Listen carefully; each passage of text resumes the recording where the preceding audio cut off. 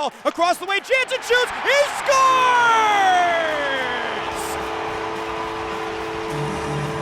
It's the captain, Mac Jansen. Puck ends up in behind the Fayetteville net. Jansen shoots, he scores! Jansen roofs it, he scored! Power play goal for Mac Jansen. The captain brings one back. What a rip from the Roanoke captain.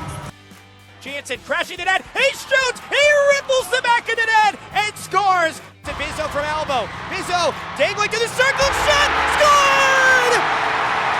It's the captain that wins the cup for the Rail Yard Dawgs! Mac Jansen! Every dog has its day. This day and this season belong to the Dirty Dogs from Roanoke. The captain, Mac Jansen, wins Roanoke its first ever President's Cup championship.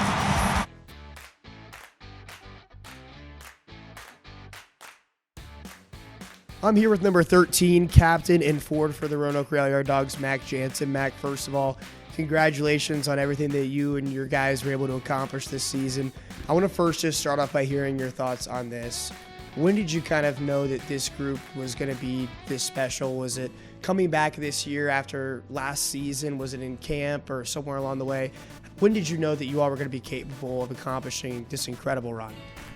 Honestly, it was last year, when we lost in that finals here in the building.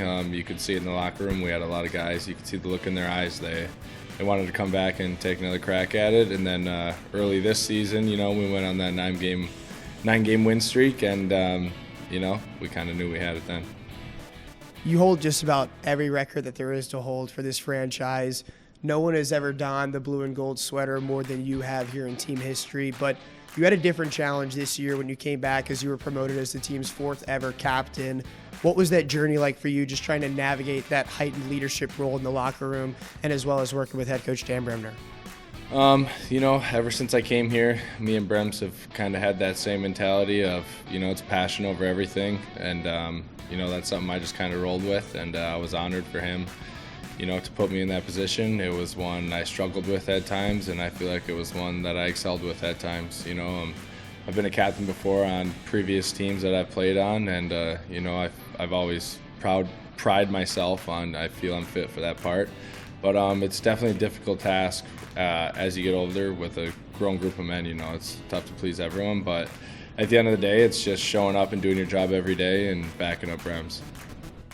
We talked about all those records that you've been able to rack up, but ironically, the goals weren't really as fruitful for you at times at the beginning of the playoff run through those first 8+ games or so for you, but yet when that biggest moment in team history arrived, I don't think a single person that follows this team was surprised at who was the one that was able to send this building into a frenzy. What was that moment like for you to be able to smash the puck home that brought Roanoke its first ever President's Cup? It's really cool.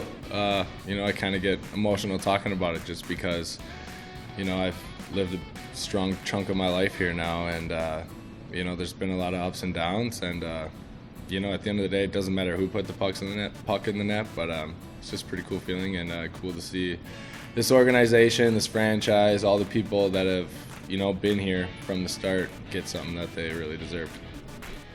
There's no more sneaking around for this Dogs team here anymore, as you guys will enter next year with a big target, a big bullseye on your backs, and you're sure to get every team's best shot on a given night.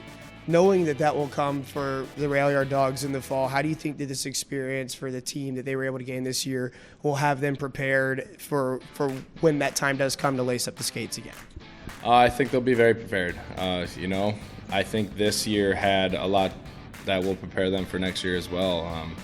It's kind of funny, after we won it, everyone was almost saying we weren't prepared to win it the year before, and everything happens for a reason, and that kind of puts the stakes right next to the stones right there. Like, it doesn't get written any better than that. And I think this group just only matured through the season, and a lot of guys stepped up. A lot of guys did things in roles that they're not used to, and that's just cool to see. It's been a whirlwind of a few weeks before the final, and then everything that happened during that week and the celebration that followed. Now it's kind of time to take a deep breath and relax. What does the off season and this summer have in store for Mac Jansen? Every year I do this locker room clean out and I say the same thing. It's just going to be a lot of golf, a lot of lake time, and then, just enjoy the time off and see what the future holds. That sounds good. Some things don't have to change over the years, but is there one kind of final message, whether it's for friends and family that have supported you back home or also just for this community, this fan base here, for what this season is kind of meant to you? Yeah, definitely. Obviously, my family and friends back home, they're a huge support system and a huge reason I'm here and still here. My father being the leader of that, and then just to Roanoke. It's truly amazing what we've seen and what we've done over the past couple of years and continue to do more. Well, Mac, thank you so much for your time. Incredible stuff as always, man, and looking forward to whatever's next, buddy. Thanks, Mitch.